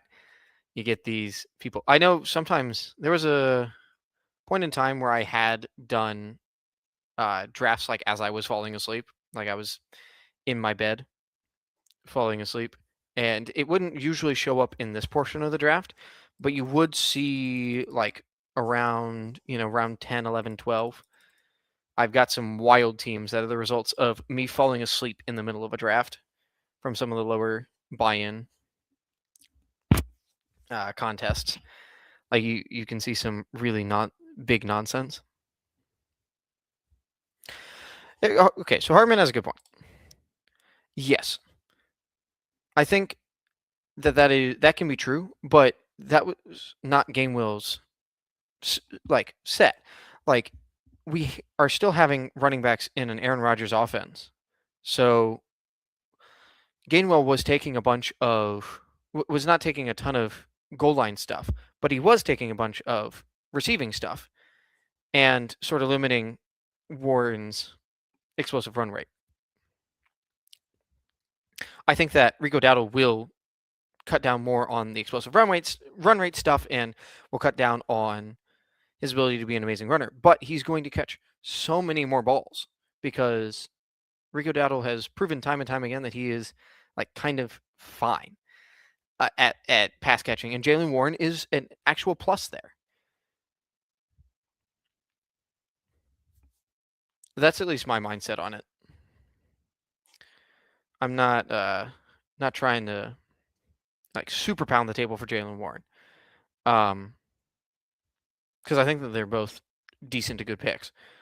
I think if you're looking at them straight up, that Warren probably has like 45% of the rushes and 80% of the passing game work.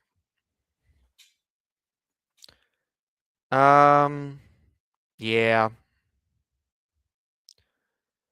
One ACL Mahomes. Yeah.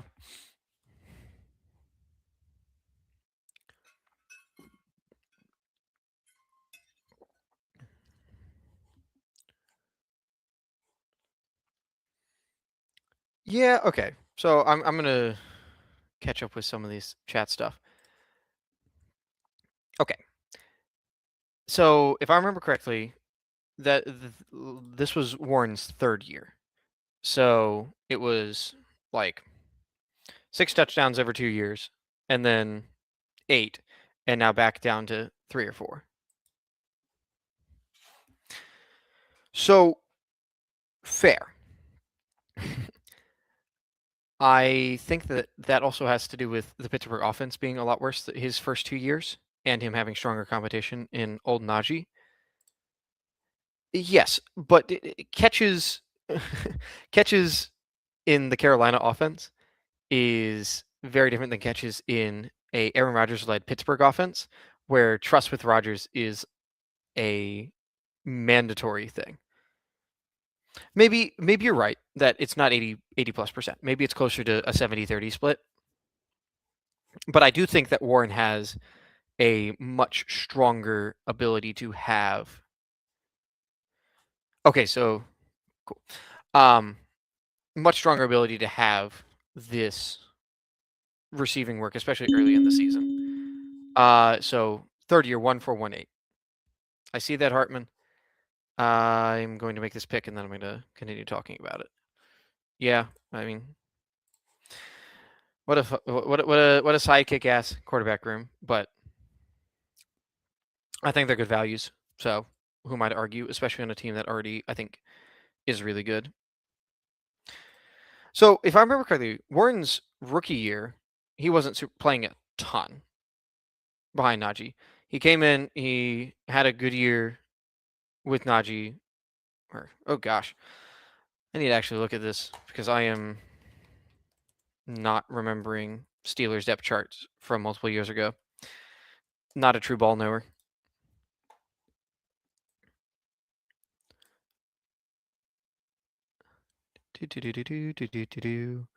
Let's see if I can find the answer to this easily.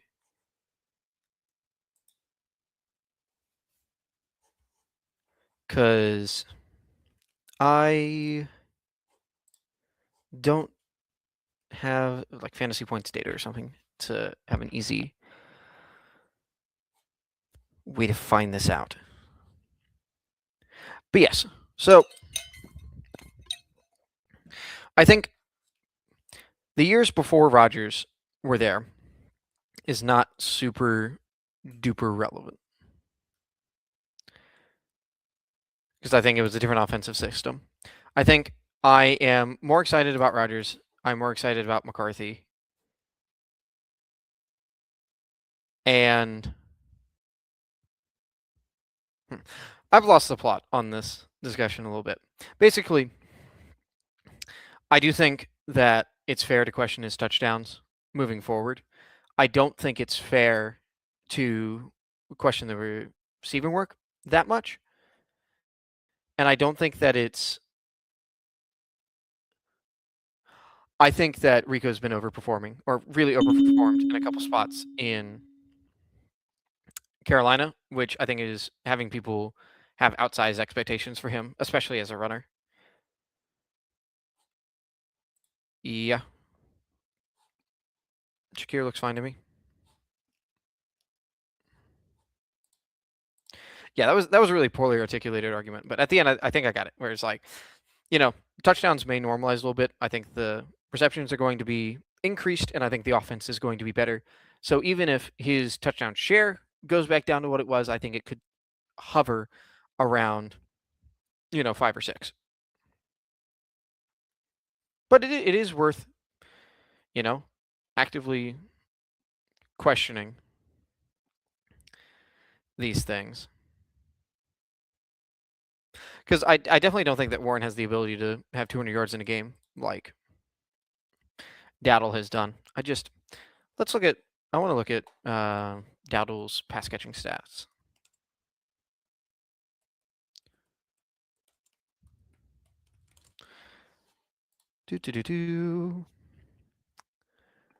So in his career, Dowdle has 95 receptions for 690 yards in his 7th season.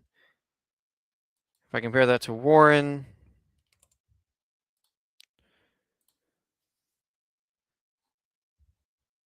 in his 5th season has 167 receptions for 1,200 yards. Yeah. Oh, we got Concepcion coming back to us. Yeah, that's I think a pretty clear buy on the Concepcion train there. A little bit rookie heavy, but not a huge issue. Tack on, what, two more running backs?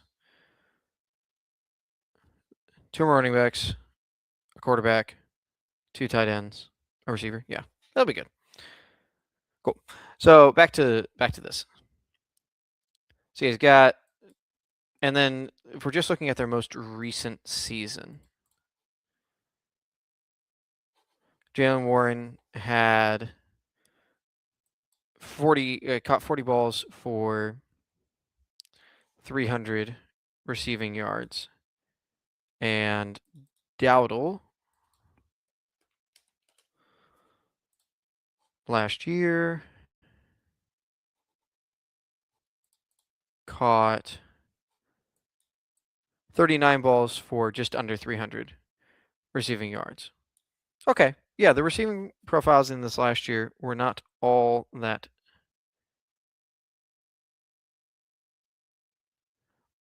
different, I guess. I mean, I will say Jalen Warren was definitely better, but I could see it being a 60-40 rather than where I was considering it being closer to a 70-30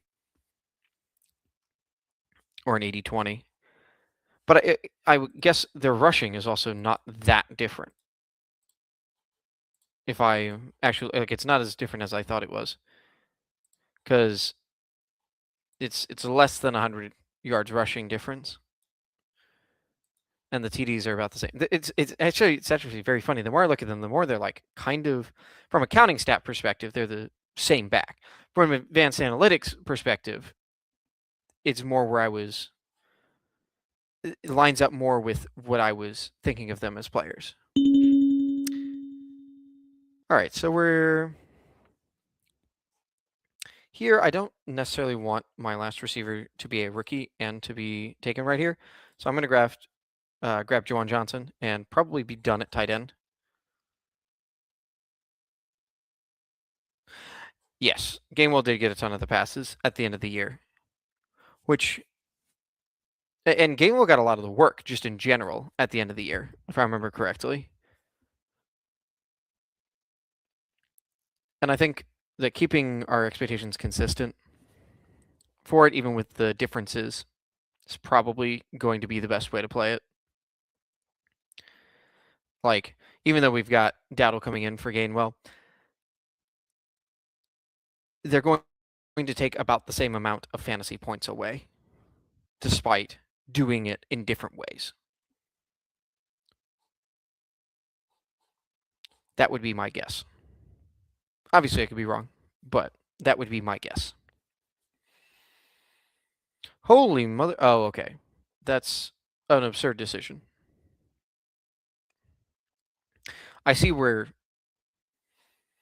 the idea, but that's an absurd decision. Taking Tua and Penix with your 13th and 14th round picks is incredibly wild. Incredibly funny, too. And maybe the reason I do end up grabbing Omar Cooper.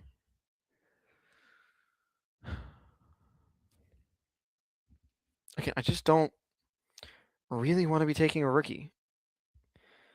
I mean, these are at least all first-round rookies, so they're probably going to be contributing pretty early.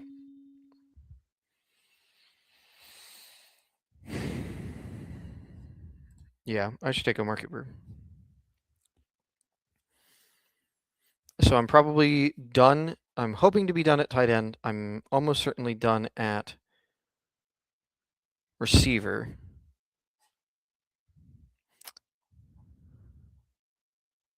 Can look at, probably want one more quarterback,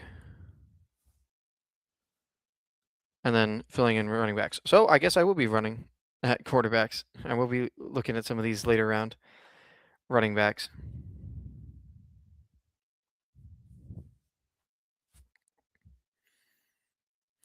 Yeah. So I may need to think about James Conner again. Yeah, and at the end of the day, I think this is the the best point in favor of taking both of them, which is something that I'm trying to do, is there's just so many points available in that backfield with the ability for Pittsburgh to be even slightly better than they were last year with McCarthy, and just the way that Rodgers interacts with his backs, especially when, like, the Steelers just have some wild personnel going on. Like, they have what? At least in terms of fantasy. Like, let's take a look. You have 2 draftable running backs, 2 draftable wide receivers, and 2 draftable tight ends. And everyone else, you have 3 draftable running backs. 3 draftable receivers, not running backs. I mean, if you're, Alex Cupps, maybe they have a 3rd draftable running back. But, neither of these tight ends are super exciting. Like, probably who's going to be on the board for 3 wide receiver sets, because, Lord, am I done with talking about Roman Wilson or Ben Skoranek. I didn't even know A.T. Perry was on the Steelers. Yeesh. Wow, George Trelawney going at 172. Going with Charbonnet. Interesting. I understand. I do not like, but I understand. Yeah, I'm trying not to take another tight end, especially one that overlaps buys, and I'm worried about getting shut out at quarterback. So let's grab Gino. This is a great contest for Gino because, if nonsense happens at the end of the season, if we're talking about Cade Klubnik at the end of the season, I'm okay with it in this contest. But I do need someone to help me with these early buys. And you know what? If I'm going to be stacking in the Eliminator, I want to stack these late round picks. That feels better. So we're done at quarterback. We're done at tight end, ? We're probably done at tight end. We're definitely not done at running back. We've got, 3 more selections. I definitely want 2 more running backs, and then I have sort of a luxury pick for wherever, is the way I see it.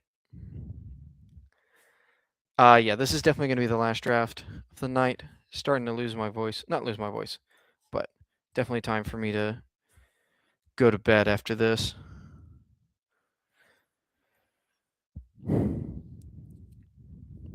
Yeah, my hope is I get a running back here that I like, and then I can take my another running back I like next round, and then sort of just get to sit back and see what my luxury pick is, what I feel good about with my luxury pick. Although I will say TJ Hawkinson is very tempting, but I think I'm going to take one of these running backs over him.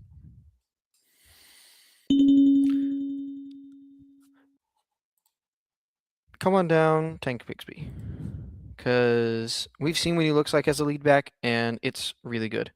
And that's more what I'm wanting on this team, is I'm like, G.T. Hampton and Warren should be good enough to carry me through most of the time. So as opposed to last time where I'm just like, give me, people that like Sean Tucker, who will have a role and will give me some points. Give me Dylan Sampson. Give me Alvin Kamara.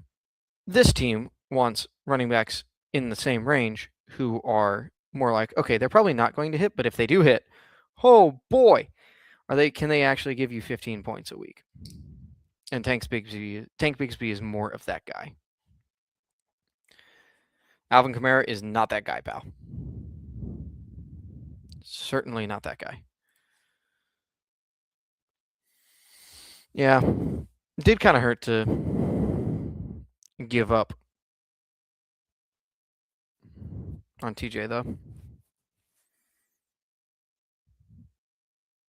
Oh, we got James Conner going at this turn. Is it the same guy? No. Okay, good. Like, is it the same guy who did this nonsense on the other end of the draft board? No. Because I'm like, there's non-zero chance that we've got our boys in the chat that are touting for James Conner out here taking James Conner, and I don't want it to be the same guy who decided to go 4 straight quarterbacks in the middle of the board, including both Atlanta quarterbacks. Yeesh. Yeah, I was like, I could be convinced on taking Dulcich. But since I will not be convinced on taking Dulcich,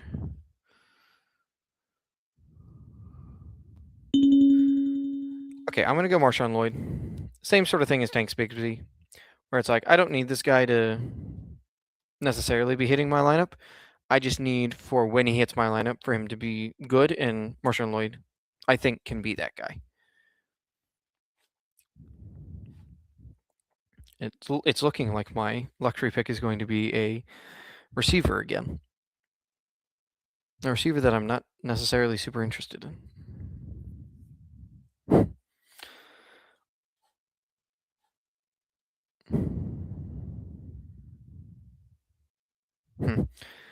Yeah, I was thinking through Stowers on this team. I'm thinking maybe, but I don't know. FFPC drafts. Gotta love FFPC drafts. I need to do one of the, at least one of their managed leagues later in the season, obviously. But I like having like one or two of the like big gorilla teams to play with. I remember last year I didn't make the playoffs last year. Best ball tourney and Superflex. Okay. Yeah. I think it's a lot of fun, the format there. I've never done any of their best ball stuff. I don't know why, but like FFPC and best ball just like don't go together in my head particularly well. Like it just doesn't feel right. But okay, this Cooper Cup ranking is too high, I think. So our luxury pick is looking like it's going to be Stribling. Am I fine with that? I think I am. Yeah, I like Stribling. I like having high draft capital rookie wide receivers on all teams, just because they're good picks at especially at these costs that we're getting Concepcion, Cooper, and Stribling at. But yeah, I think that's going to be the end. I'm going to quickly recap this team and then sign off. So we got Mahomes, Murray, and Geno at quarterback. Gene T. Hampton, Warren, Bigsby, and Lloyd at running back. A little bit thin, but I think we can have Gene T. and Hampton carry us.